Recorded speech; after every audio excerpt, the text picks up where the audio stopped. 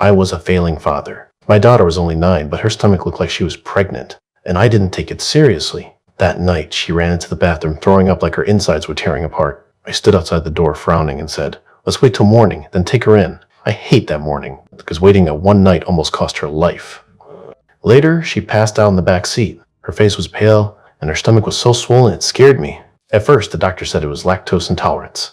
I believed them. They said not to worry, and I told my wife the same. But she woke up again that night, screaming from pain. For the first time, I saw my wife run upstairs with tears in her eyes, grab our daughter, and rush to the hospital. We stopped waiting. This time, they said it was a bowel obstruction.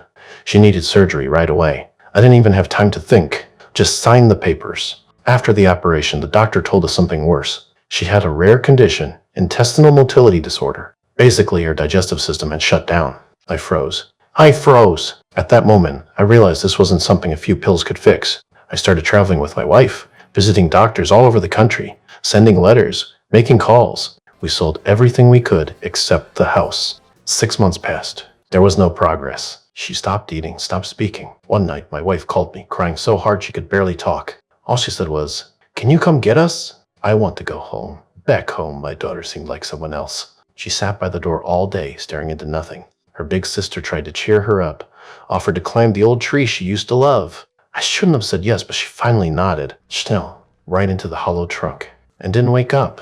I leaned over the hole, calling her name. My voice echoed back. No answer. The firefighters said they couldn't cut the tree. Might crush her. We had to wait. I saw my wife kneeling in front of the tree, praying. I had never seen her so broken, and never so strong. Neighbors joined her, kneeling with us. That's when I finally realized we were never fighting this alone.